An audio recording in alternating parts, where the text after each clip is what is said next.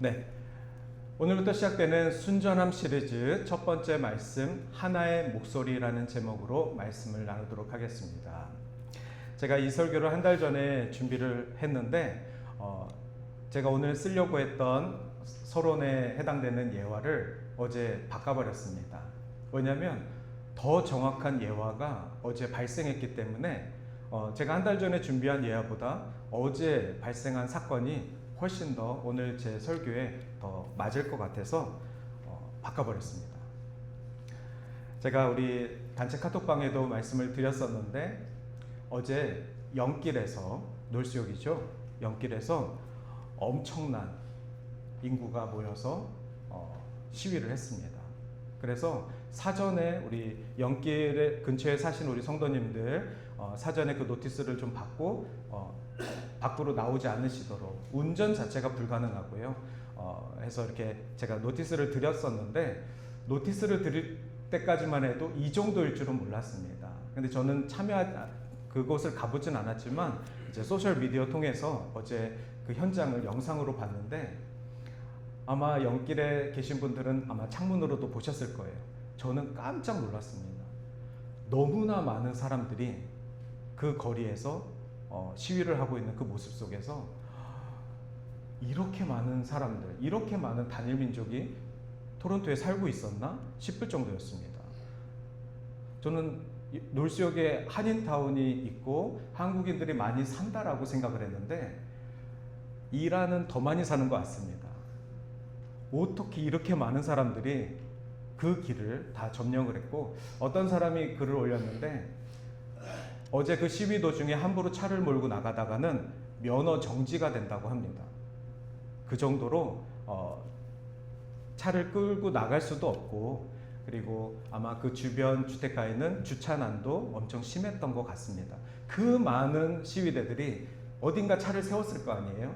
그래서 남의 집 앞에다가도 세워놓고 어떤 식당은 식당 문 앞에다도 세워놓고 아마 주차 대란이 있었던 것 같습니다. 작년이었죠.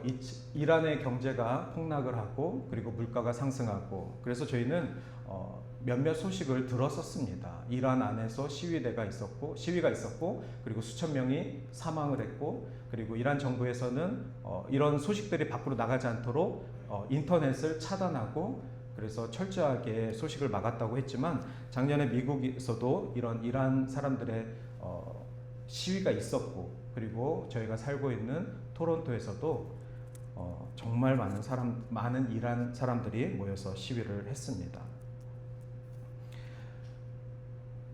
제가 그래서 찾아봤습니다. 토론토에 한국인은 몇 명 살고 있을까? 그랬더니 약 5만 명 정도 되어 있습니다. 그러면 이란 사람들은 몇 명 살고 있을까? 찾아봤더니 둘 다 2021년 기준으로 5만 명입니다. 즉 토론토에 이란 민족이나 한국 민족이나 비슷한 인구가 살고 있습니다. 토론토에만. 그런데 어제 경찰 집계에는 35만 명의 그 시위대가 몰렸다고 합니다. 그 말은 이란 사람들만 모인 건 아니겠죠. 이 시위에 동조하고 또 어떤 분은 나는 영길을 한번 언제 걸어보겠어 하고 그냥 걸으신 분도 있더라고요. 그 행렬에 그냥 걷고 싶어서 걸으신 분도 있었습니다. 그런저런 사람들 다 합쳐서 어제 그 영상에 나오는 그 정말 나야가라 폭포수처럼 수많은 사람들이 걸어 다니는데 35만 명이 어제 그 놀수역 길에서 행진을 했었습니다. 오늘 이란 정부에 대한 입장을 얘기하거나 아니면 이 상황이 앞으로 어떻게 돌아갈지 그것을 말씀드리는 시간은 아니고 제가 그 영상을 보면서 제 준비한 설교의 서론을 바꾼 이유가 그들은 모여서 하나의 목소리를 내었습니다. 이렇게 많은 사람들이 모여서 하나의 목소리를 내어 주장을 했습니다. 과연 한국인들은 이런 일이 벌어졌을 때 우리 동일한 상황이 우리 한국에 벌어졌을 때 토론토에 살고 있는 한국인들은 이만큼 모일 수 있을까? 또 한국에 어떤 문제가 생겨서 토론토에 한인들이 다 모였을 때 30만 명의 다른 동조하는 시위대들이 함께 해줄 수 있을까? 이런 생각을 좀 해봤습니다. 또 하나, 과연 크리스찬들은, 토론토에 살고 있는 크리스찬들은 하나의 목소리를 내기 위해 이렇게 응집하고 있는가? 우리는 어떤 목소리로 주장을 하기 위해서 매 주일 흩어진 교회에 각각 모여서 이렇게 예배하며 소리를 내고 있는가? 토론토에 있는 많은 교회들이 있습니다. 지금 주일날 많은 교회에서 많은 한국인들 또 많은 각 민족들의 교회들이 예배를 드리고 있습니다. 우리가 모여서 함께 예배를 드린다면 아마 어제 그 행렬처럼 거대한 예배가 될 것입니다. 하지만 그럴 일은 없을 것입니다. 한인 전체가 모여서 예배를 함께 하는 것도 굉장히 어렵습니다. 서로의 이점이 다르고 또 서로의 생각하는 바가 달라서 같은 주를 믿으면서도 함께 예배하는 것은 서로가 어려워하고 있습니다. 하물며 한국말로 예배를 드리는 한인들도 모이기 어려운데 다른 언어로 예배를 드리는 크리스찬들이 함께 모여서 한 분 하나님을 예배드리는 일은 어쩌면 불가능할지도 모르겠다는 생각을 했습니다. 하지만 어제 그 모여있는 인구를 보면서 우리 예수를 믿는 기독교인이, 적어도 토론토에 살고 있는 기독교인이 함께 모여 하나의 목소리로 한 분 하나님을 증거할 수 있는 일이 우리 삶에 이루어졌으면 좋겠다. 그리고 한 곳에 모이진 않았지만 주일이라는 이 썬데이 이 시간에 각각에 흩어져 있는 그 교회 속에서 예배하는 그 물결이 하나님 보시기에 어제처럼 이렇게 응집되고 하나의 목소리로 예배했으면 좋겠다. 우리가 예배하는 것은 결국은 하나님 한 분을 예배하기 위함입니다. 각자의 이점을 위해서 모인 것이 아니라, 각자의 복지를 위해서 모인 것이 아니라 하나님의 영광을 위해서 모여 있는 것입니다. 언어상 편의를 위해서 흩어져 있고 그리고 관계상 흩어져서 예배를 드릴 뿐, 하나님을 믿는 모든 성도들이 토론토에서 함께 예배를 드리고 있습니다. 특별히 이란이라는 사회 속에 전쟁이 벌어지고 전쟁이라는 그 문제가 있기 때문에 이렇게 많은 사람들이 모일 수 있었던 계기가 됐던 것입니다. 오늘부터 저는 순전함 시리즈를 전하려고 합니다.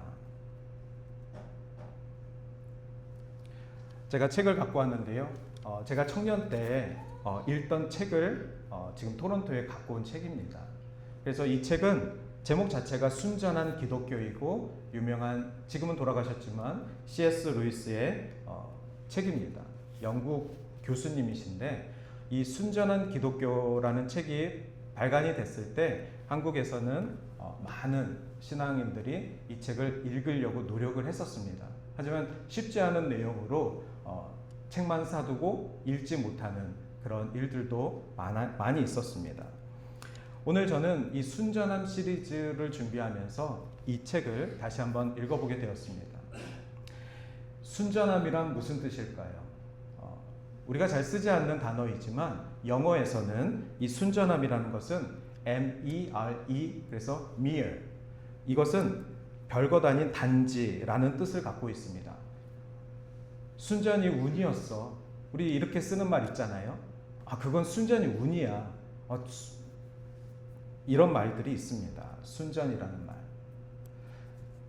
하지만 기독교를 순전함으로 뜻할 때는 본질적이고 핵심적이고 완벽한, 완전한 어떤 코어라는 그런 뜻도 함께 설명하고 있습니다. 그래서 이 순전함 시리즈는 무엇을 얘기하고 싶냐면 우리가 믿는 예수 그리스도의 순전한 성도는 어떤 것인지에 대해서 말씀을 드리고 싶은 것입니다. 순진한인과 다른 것입니다. 순진한은 순수하다라는 뜻이겠죠. 하지만 순전함이라는 것은 진짜라는 뜻입니다. 진짜 그리스도인은 누구인지에 대해서 말씀을 드리고 싶습니다. 진짜 기독교는 무엇인지에 대해서 말씀을 드릴 예정입니다. 그래서 이 순전한 기독교를 썼던 C.S. 루이스는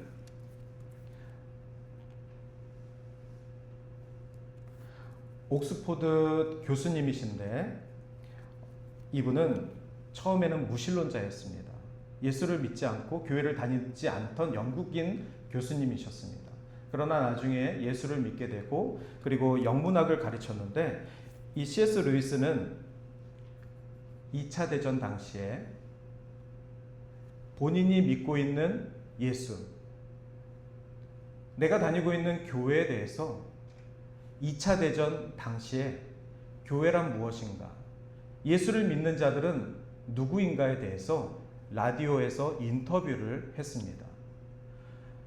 그런데 전쟁이 벌어지고 있는 그 상황 속에 라디오를 틀고 전쟁의 소식이 굉장히 궁금했던 사람들에게 C.S. 루이스가 교회가 무엇이고 내가 믿는 예수가 누구인지에 대해서 설명하고 있으면 사람들이 그 설명에 대해서 집중했다라는 상황을 전하고 있습니다. 전쟁이 어떻게 벌어지고 누가 이기고 있는지가 굉장히 궁금할 것입니다. 그리고 언제 내 집 앞에 폭탄이 터져질지 모르는 그러한 상황 속에서 두려움이 많겠죠. 그런데 예수가 누구이고 정말 나는 누구인지, 내가 믿었던 예수, 그리고 내가 평생 다녔던 교회는 어떤 곳인지에 대해서, 기독교는 무엇인지에 대해서 이야기하고 있는 어느 한 교수님의 설교에 집중하더라는 것입니다. 2차 대전은 이미 발생했고 그리고 3차 대전은 아직 벌어지지 않았습니다. 많은 사람들이 이야기하죠. 3차 대전이 벌어지면 세상은 끝날 것이다. 무기가 2차 대전 때보다 훨씬 더 파워풀해져서 다시 한번 전쟁이 세계대전이 발생하면 아마 세상은 끝날 것이다. 이런 두려움 메시지들이 있습니다. 하지만 우리는 그런 세상의 두려움 속에서 3차 대전이 발생해도, 이란의 전쟁이 발생해도, 그리고 대한민국의 전쟁이 발생해도, 내가 사는 이 도시의 전쟁이 발생해도 우리가 정말 알아야 하는 것은 그 속에서 식지 않는 그리스도의 복음입니다. 교회는 무엇인가? 이 두려움 속에서 두려워하는 크리스찬들은 누구인가? 크리스찬들은 예수를 믿는 사람들이고 하나님의 백성이라고 믿는 사람들인데 전쟁이 발생됐고 이 두려운 상황 속에서 믿음을 저버리고 교회를 떠나고 두려움으로 벌벌 떠는 것이 과연 크리스찬인가? 과연 교회는 어떤 목소리를 내야 되는 것인가? 이것에 대해서 20세기에 C.S. 루이스는 핵심 기독교를 전한 것입니다. 그 당시에도 지금도 기독교는 여러 교단들이 있습니다. 장로교도 있고 감리교도 있고 침례교도 있고 성결교도 있고 여러 교단들이 있는데 그 교단들이 각자 신학적인 입장들이 조금씩 다릅니다. 비슷한 것 같지만 어떤 한 신학적 주제에 대해서는 서로 반대되는 의견을 갖고 있습니다. 그렇다 보니까 예수를 인정하고 예수로 인해 모인 크리스찬인 건 맞습니다. 그러나 그 신학적인 한계를 넘어서 하나의 목소리를 내기에는 너무나도 많은 기독교 분파들이 나눠져 있습니다. 이 당시에도 마찬가지였습니다. 더 심했죠. 그래서 C.S. 루이스는 내가 앞으로 이야기하는 기독교는 각 교단들이, 각 신학교에서 이야기하고 있는 기독교를 이야기하고 싶은 게 아닙니다. 어느 교단의 기독교를 대변하고 싶은 게 아닙니다. 적어도 장로교, 감리교, 침례교, 성결교 이런 교단들이 함께 공통 분모로 함께 어그리하는 그 영역이 있는데 그 영역에 대해서만 저는 설명하겠습니다. 그래서 오늘부터 시작되는 순전한 기독교는 우리 장로교의 입장을 대변하는 것도 아니고 어느 교단의 신학을 비판하는 것이 아니라 정말 우리 예수를 믿는 모든 기독교인이 적어도 하나의 목소리를 내야 되는데 그 하나의 목소리는 과연 무엇이 될 것인가? 이것에 대해서 우리가 9주 동안 함께 말씀을 보려고 합니다. 우리 설교가 유튜브를 통해서 이제 전달되고 있는데 지난주에 우리 설교를 찍어서 영상을 올렸는데 놀랍게도 1000뷰가 나왔습니다. 물론 우리 예배를 1000뷰를 한 것이 아니라 우리 예배 시간에 불렀던 찬양, 우리 설교 끝나고 불렀던 찬양, 그 한 클립이었는데 1000뷰가 나왔습니다. 이렇게 작은 교회, 토론토, 아마 한국에서는 어딘지도 모르는 우리 교회의 위치, 그럼에도 불구하고 이 유튜브라는 연결고리를 통해서 누군가가 우리 동산의 지난주 예배에 우리가 불렀던 찬양 한 곡, 그 한 곡에 대해서 1000뷰가 넘게, 지난주도 그랬고 지지난주도 그랬고 지지지난주도 그랬고 계속해서 우리 동산교회 이 찬양 영상은 1000뷰가 넘습니다. 제가 드리고 싶은 말씀은 오늘날에는 우리가 지금 드리는 이 예배, 그리고 이곳에서 하는 모든 메시지가 누군가에게 전달되는 것입니다. 우리만 듣는 예배가 아닙니다. 우리만 듣는 메시지가 아닙니다. 원하면 소셜 네트워크를 통하여서 정말 우리가 알지 못하는 곳곳에서 이 예배 가운데 나오는 메시지와 찬양을 그분들이 어그리하면 함께 소통을 하고 있습니다. 당시 C.S. 루이스가 순전한 기독교를 통해서 영국 사회에 두려워하고 무너졌던 그 기독교를 그래도 부흥을 일으켰던 것처럼 우리 교회에서 전해지는 이 말씀과 우리 교회가 함께 예배하고 있는 이 내용들이 마치 우리만 드리는 것 같지만 적어도 1000뷰가 넘는 많은 분들이 함께 어그리하고 그리고 관심을 갖는 영역이 될 수 있다는 것입니다.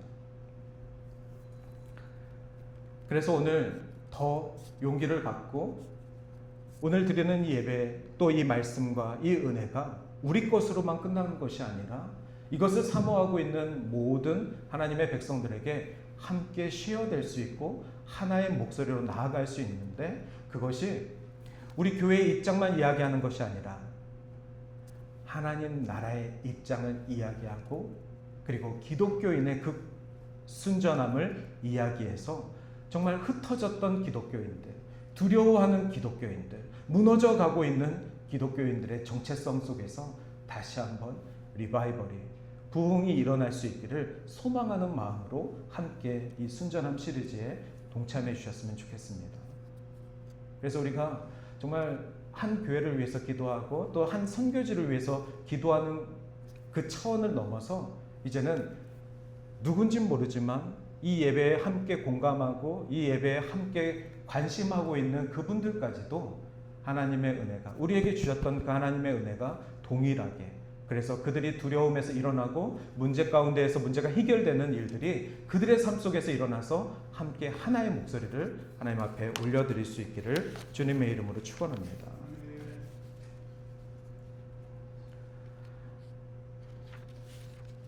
여러분들은 좋은 사람이십니까? 여러분들은 착한 사람이십니까? 여러분들은 선한 사람이십니까? 한번 옆을 둘러보십시오.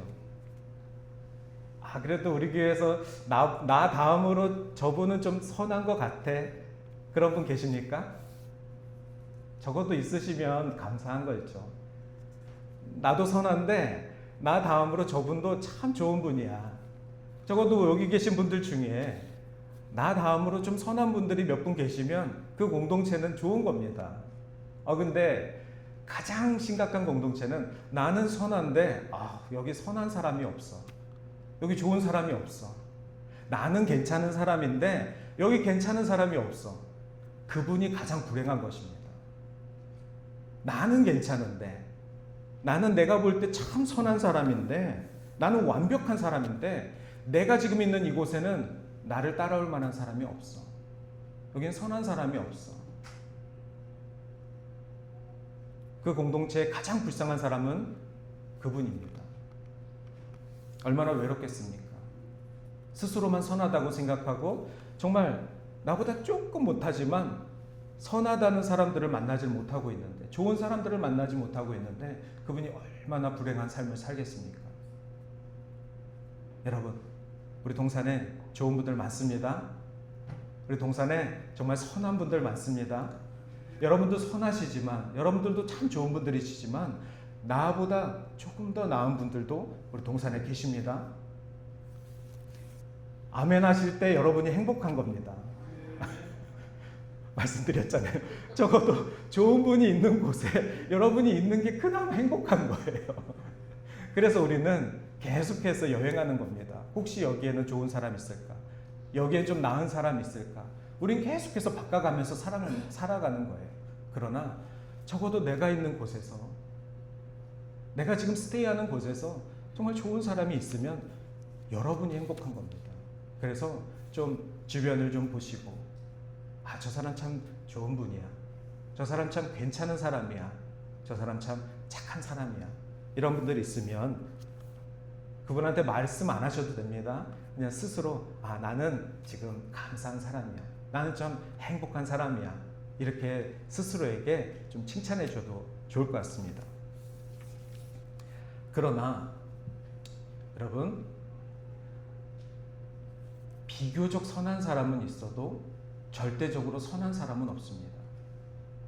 여러분이 참 선하고 어떤 분이 여러분보다 조금 덜 선해도 그 사람과 나와의 비교는 할 수 있어도 여러분도 절대적으로 선하지 않고 그 사람도 절대적으로 선하지 않습니다. 선하다는 기준은 비교는 가능해도 절대적이지 않습니다. 여러분들도, 저와 여러분도 어떤 상황 속에서는 우리 안에 있는 악한 근성들이 나오고 우리 안에 있는 죄성들이 발현되고, 그래서 권사님 왜 그러세요? 권사님 이런 분 아니었잖아요. 권사님 정말 좋은 사람이었는데 왜 이렇게 말씀하시는 거예요? 갑자기 돌변할 수 있는 것이 바로 우리들입니다. 그래서 비교적 선한 사람은 있습니다. 우리 교회 안에도 있습니다. 그런데 누구도 절대적으로 선하지 않습니다. 사도 바울은 로마서에서 모든 사람은 죄 아래 있다라고 설명합니다. 모든 사람이 하나님의 진노 가운데 있다라고 이야기합니다. We are all under sin. 로마서에서 이야기하고 있는 것은 우리 모두 다가 죄 아래에 있다는 것입니다. 그래서 로마서 2장 11절에 보면은 이는 하나님께서 외모로 사람을 취하지 아니하심이라. 하나님이 우리의 겉모습을 보고 우리의 행실을 보고 우리의 착함을 보고 우리를 구원하셨으면 하나님은 실수하신 겁니다. 하지만 하나님은 절대 실수하시는 분이 아니십니다. 하나님은 우리의 겉모습을 보고 우리의 행실과 우리의 착함을 따라서 구원하시지 않으셨습니다.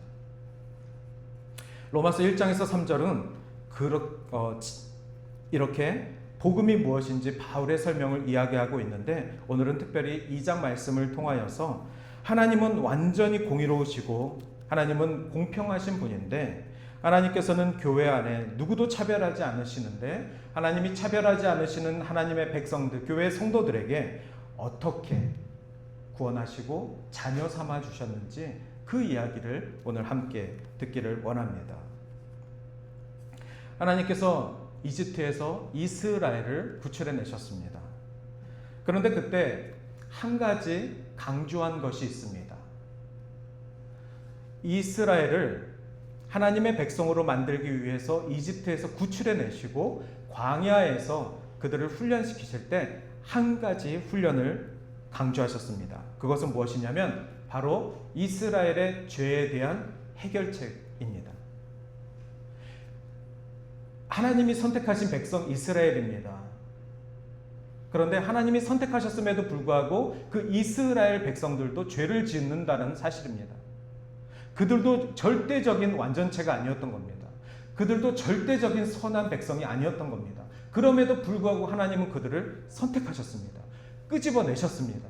출애굽시키셨습니다. 그리고 그들에게 그 죄에 대한 해결책을 훈련시키셨습니다. 그것은 바로 속죄 제물입니다. 그들은 죄를 지으면 반드시 속죄해야만 했습니다. 그것이 율법이었고, 율법에 근거해서 죄를 지은 이스라엘은 반드시 하나님 앞에 속죄해야 살리라. 이것이 하나님께서 원하시는 한 가지입니다.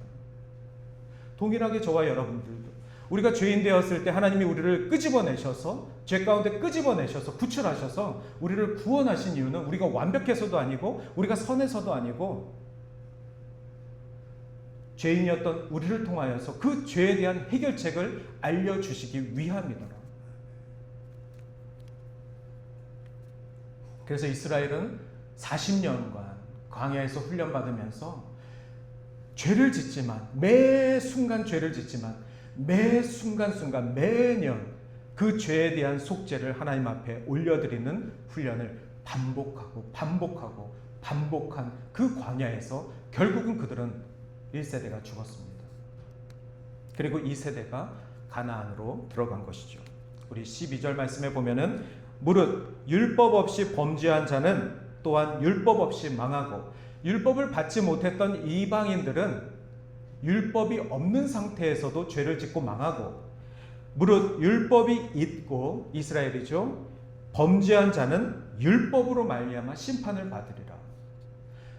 이스라엘 백성은 율법을 받았음에도 불구하고 그 율법으로 심판을 받는 것이고 율법을 받지 않았던 이방인들은 율법을 받지 않았지만 그 죄로 인해 심판을 받는다. 결국 유대인이나 이방인이나 율법이 있으나 없으나 죄를 지은 자들은 공평하게 심판을 받는다. 이것이 구약에서 또 신약에서 나온 메시지입니다. 나만 아니겠지.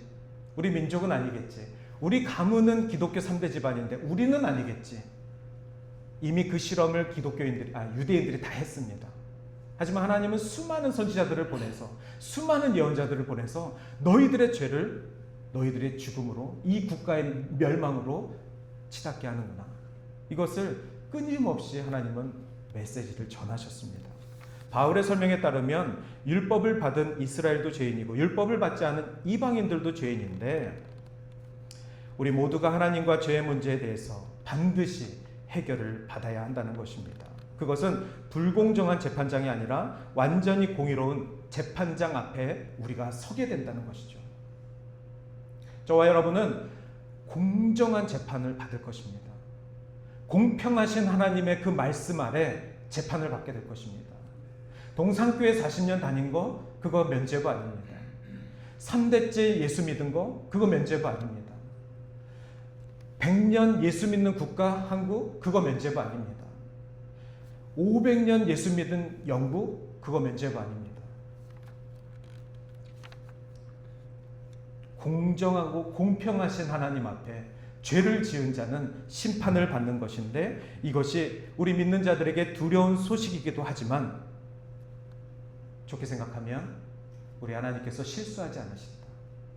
우리 하나님께서 정확히 아신다. 우리 하나님께서 죄에 대해서 어물쩍 넘어가지 않으신다.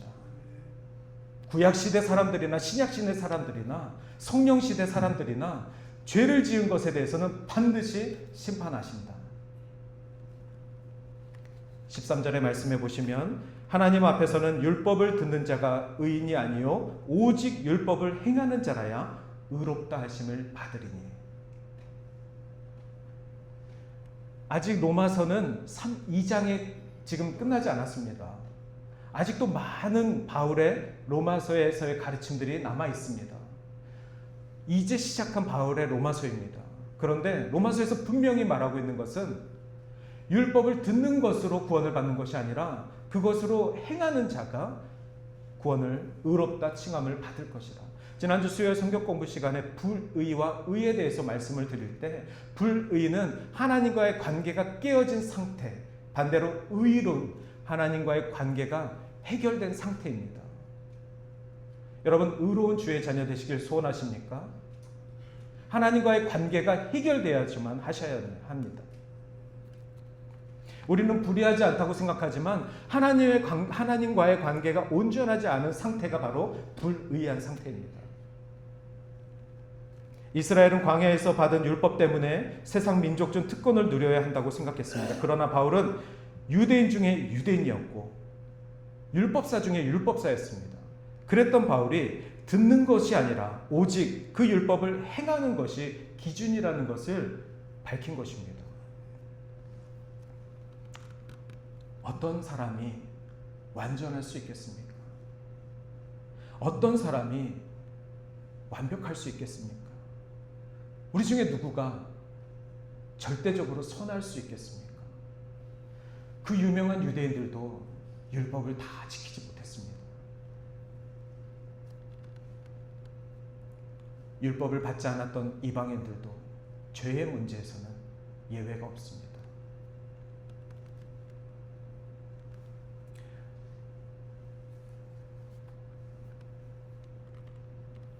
아마 여러분들 중에 이렇게 말씀하실 것입니다.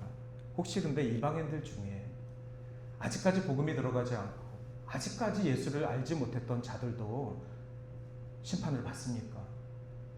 그들은 아직까지도 성경을 읽지 못했고 아직까지도 복음이 들어가지 않아서 그곳에는 교회가 없고 복음을 전하는 자가 아예 없는데 성경이 그들의 언어로 번역되질 않았는데 그들은 이 세상에 태어나서 열심히 살다 죽었는데 그들의 구원은, 그들의 심판은 무엇으로 이야기할 것입니까?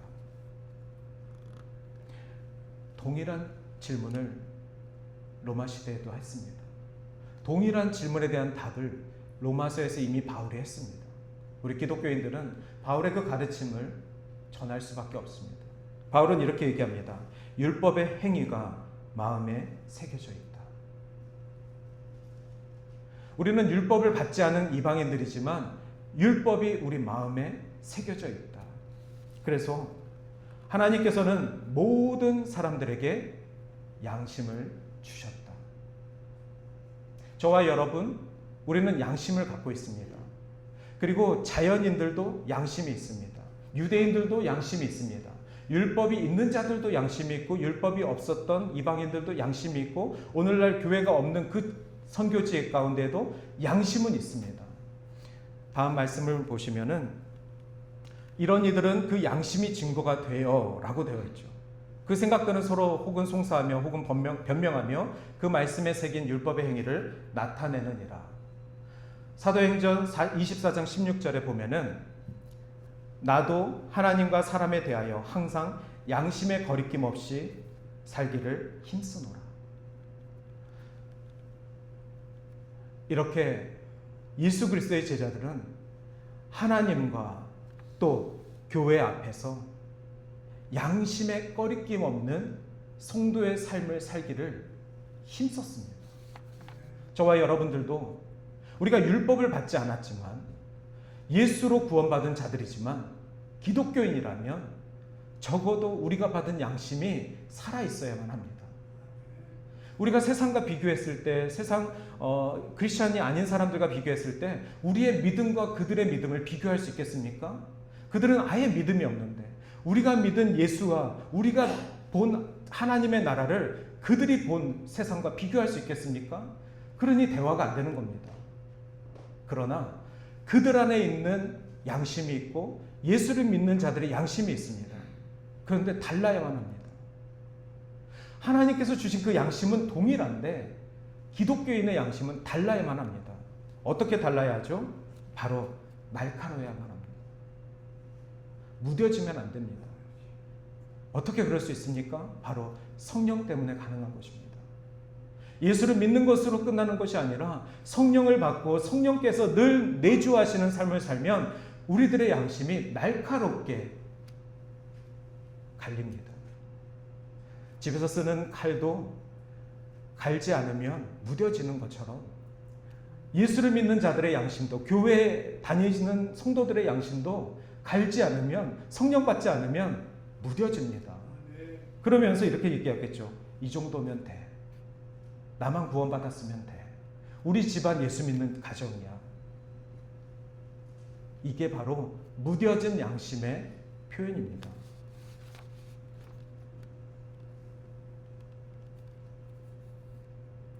우리는 하나님의 기준에 절대 미칠 수 없습니다.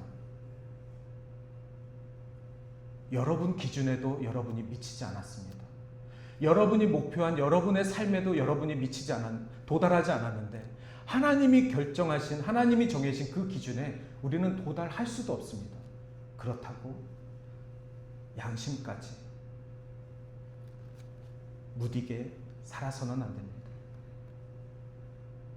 성령을 통하여서 날성검과 같이 예리하고 정확한 양심을 통하여서 내가 믿는 예수가 누구이고 내가 살아가는 교회가 어떤 곳인지를 날카롭게 결정하시고 바라보시며 전하셔야 하는 것입니다. 마지막 말씀입니다. 2장 16절 말씀, 곧 나의 복음에 이른 바와 같이 하나님이 예수 그리스도로 말미암아 사람들의 은밀한 것을 심판하시는 그때니라. 하나님께서는 반드시 심판하실 것입니다. 겉모습만이 아닙니다. 행동만이 아닙니다. 우리들의 동기와 우리들의 생각까지도 주님은 다 알고 있습니다. 우리가 정말 하나의 목소리로 예수만으로 충분합니다. 나는 예수로 충분합니다. 나는 절대적으로 선하지 않지만 나는 선하신 분을 절대적으로 신뢰하는 하나님의 사람 되길 소원합니다. 우리의 행위가 아닌, 우리의 공로가 아닌, 우리의 도덕이 아닌 오직 은혜와 오직 믿음으로 우리를 의롭다 칭하여 주신 하나님 앞에 믿음으로 오늘 나아가기를 원합니다. 주님은 절대 차별하지 않으십니다. 주님은 절대 실수하지 않으십니다. 주님은 공평하게 우리들의 선함의 기준이 아니라 우리가 하나님 앞에 어떻게 살려고 힘쓰는지, 그 노력하는지 그 마음의 중심을 보시고 심판대에서 우리를 심판하실 것입니다. 그때 우리는 하나의 목소리, 나는 예수 그리스도를 믿습니다. 토론토에 있는 모든 그리스도인들이 적어도 하나의 목소리, 나는 예수 그리스도를 믿습니다. 이 말이면 하나님은 충분하십니다. 이 시간 우리 같이 귀한 찬양 함께 고백하시고 결단에 기도하시겠습니다.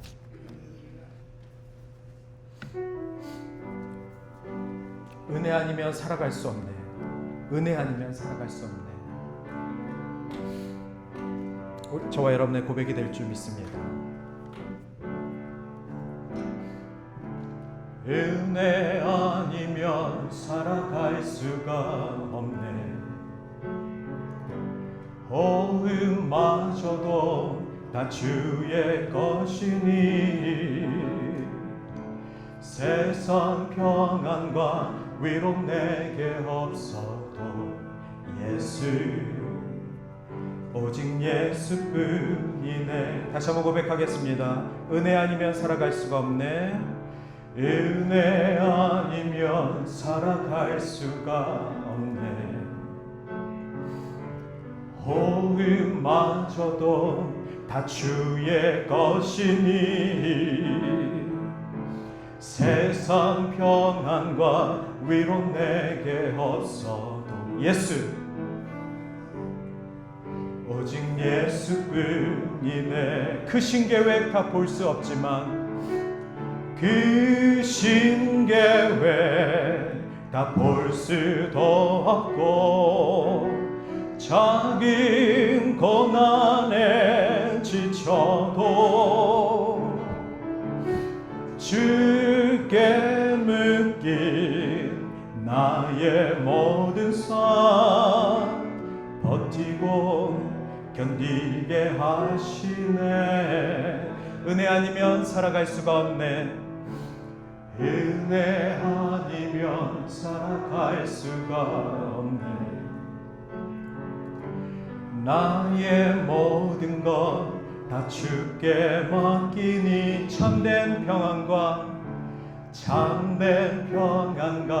위로 내게 주시 예수 오직 예수뿐이네. 같이 기도하겠습니다. 하나님 아버지요,